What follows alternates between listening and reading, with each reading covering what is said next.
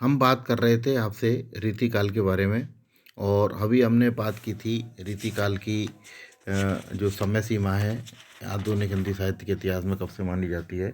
उसके बाद रीतिकाल क्या है, रीतिकाल में क्या हुआ था, और तीसरा जो बिंदु पर हमने जो चर्चा की थी वो है रीतिकाल के प्रवर्तक कवि के विषय के बारे में क्या मत है। तब ये निष्कर्ष निकला था कि रीतिकाल के जो प्रवर्तक कवि के हैं वह चिंतामणि और केशव में एक जो विवाद उत्पन्न होता है उसमें चिंतामणि रीतिकाल के प्रवर्तक कवि के रूप में प्रस्फुटित होते हैं। और वो यहीं काव्य परंपरा की दृष्टि से, रीतिकालीन परंपरा की दृष्टि से तो केशव है, लेकिन काव्य परंपरा की दृष्टि से चिंतामणि प्रमुख कवि प्रवर्तक प्रकट होते हैं। अब देखिए आगे, अगला है हमारा रीति का अर्थ। रीति क्या है, देखिए इसको समझने की चेष्टा करते हैं। आचार्य वामन ने अपने सुप्रसिद्ध ग्रंथ काव्य अलंकार में रीति को काव्य की आत्मा कहा है। रीतिर आत्मा काव्यस्य। वैसे वैदिक शाब्दिक दृष्टि से रीति का अर्थ है शैली, परंपरा, प्रणाली या पद्धति। संस्कृत में रीति को विशिष्ट पद रचना माना गया है। यह विशिष्ट गुणों पर आधारित है। जैसा कि रीति सिद्धांत के प्रवर्तक वामन का मत है कि रीति का दूसरा संबंध पद रचना से है जो समास पर निर्भर है। अतः कुछ आचार्यों ने समासहीनता, स्वल्प मास्ता, दीर्घ मास्ता के रूप में रीति को देखा है। आचार्य कुंतक ने रीति का अर्थ मार्ग कहा है, जिसका मूल आधार कवि स्वभाव है। आचार्य विश्वनाथ ने इसे रस को उपकार करने वाला कहा है। उन्होंने इस शैली के रूप में ग्रहण किया है जिसका अर्थ वर्ण, संगठन, गुण और समास। हिंदी साहित्य में रीति शब्द का प्रयोग शैली मार्ग के विशिष्ट रूप में किया गया है।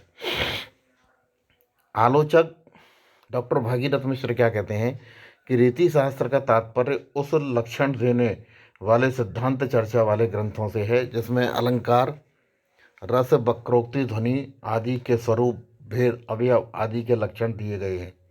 इस परंपरा के अनुसार रीति शास्त्र के अंतर्गत सिद्धांत रचना और काव्य लक्षण प्रस्तुत करने वाले सभी प्रकार के ग्रंथों को सम्मिलित किया गया है। वास्तव में रीति शब्द का प्रयोग व्यापक अर्थों में किया गया है। हिंदी साहित्य के रीतिकाल में इसी प्रकार के ग्रंथों की बहुलता रही है और इसको इसीलिए रीति की आत्मा कहा है। सामान्यतः हिंदी में रीति का प्रयोग उन शब्दों के लिए, उन ग्रंथों के लिए निर्मित किया गया है जिसमें काव्य के विभिन्न अंगों का उदाहरण सहित विवेचन किया गया है। डॉक्टर नगेंद्र ने काव्य रचना संबंधी नियमों की पालना का नाम रीति कहा है।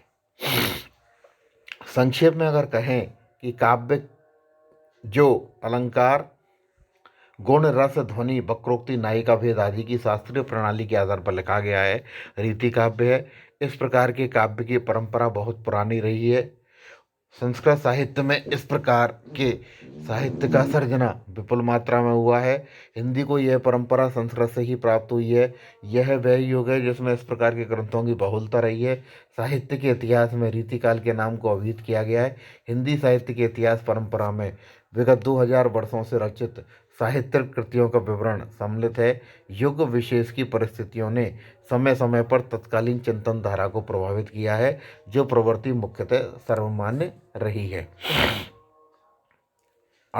अथवा जिसका सर्वाधिक अनुकरण हुआ है, उसी के आधार पर युग विशेष का नामकरण किया गया है। युग की प्रमुख प्रवृत्तियां मुख्य प्रतिपाद और निरूपण पद्धति के आधार पर भी युग विशेष का किसी नाम की संज्ञा दी जाती है, इसीलिए इसको रीतिकाल की संज्ञा दी गई है। देखिए अब रीतिकाल के नामकरण के बारे में चर्चा करते हैं। रीतिकाल के नाम की विद्वानों में पर्याप्त मतभेद रहा है। आचार्य शुक्ल ने रीतिग्रंथों की बहुलता देखकर इसे रीतिकाल नाम दिया था। मिश्र बंधुओं ने इस अलंकार काल की संज्ञा दी। डॉक्टर रमाशंकर शुक्ल रसाल ने इसे कलाकाल कहा और इस काल को सबसे सार्थक नाम दिया था। पंडित विश्वनाथ प्रसाद मिश्र की दृष्टि में इसे श्रृंगार काल कहा गया था। अपने तर्क की दृष्टि पुष्टि में कथन करते हैं कि रीतिकाल का प्रतिपाद्य चाहे रस, अलंकार, शब्द, शक्ति, नायिका भेद कोई सा भी रहा हो, उसका वर्ण विषय श्रृंगार है। सारी रीति काव्य में श्रृंगार की वृत्ति ही रही है। व्यापक वर्णन मिलता है श्रृंगार का। वस्तुतः इस युग में नायिका का वेश, षट ऋतु वर्णन, नक्षक वर्णन आदि का जो विस्तार दिया गया, अलंकार, शब्द संज्ञा, उदाहरण भी श्रृंगार परक दिए गए। व्यापक प्रवृत्तियों के आधार पर इस काल को श्रृंगार काल कहना अधिक समीचीन प्रतीत होता है। आचार्य विश्वनाथ प्रसाद मिश्र के शब्दों में इस युग के कवियों में से किसी ने श्रृंगार वर्णन के अलंकारों की माला पहनाई है, किसी ने पिंगल का प्रस्ताव दिया है।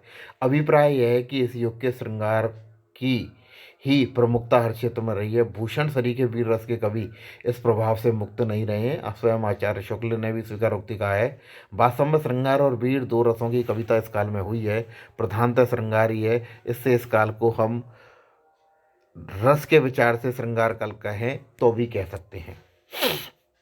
निष्कर्षतः यह कहा जा सकता है कि इस काल में, इस युग में अलंकरण, रीति, शैली, श्रृंगार तथा कला पक्ष का इतना अधिक उभार रहा हुआ था जिससे किसी आधार पर इसका नामकरण किया जा सकता है। हिंदी साहित्य में शुक्ल जी द्वारा चर्चित रीतिकाल नाम ही अधिक प्रचलित रहा है, क्योंकि शुक्ल जी ने रीति को एक प्रकार से मानक दृष्टि माना है और रीतिकाल के नाम की सार्थकता असंदिग्ध प्रकट होती है।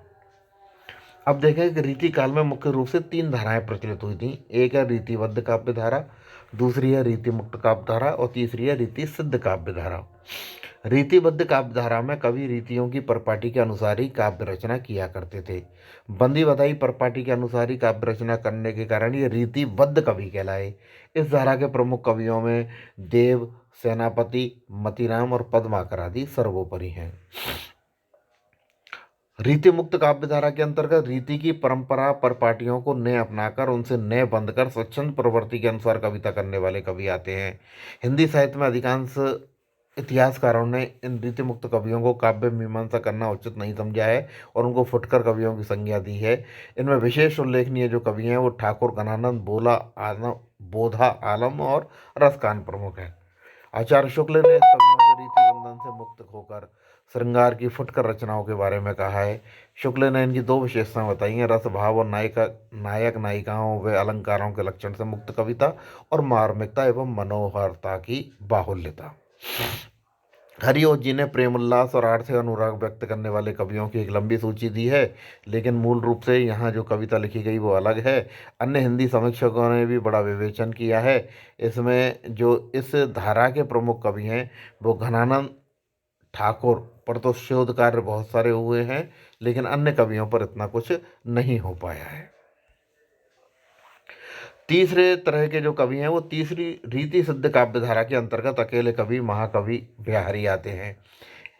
उनके काव्य में रीतियां सामान्य प्रभाव से कारण स्वतः ही आकर्षित हो गई हैं। रीति सिद्ध कवियों की मात्र बिहारी का ही स्थान है। आचार्य विश्वनाथ मिश्र को मानते हैं तो इस युग की प्रमुख प्रवृत्ति जो श्रृंगार है, रीतिबद्ध, रीति मुक्त और रीति सिद्ध सभी कामों में इसमें श्रृंगार की प्रधानता रही है।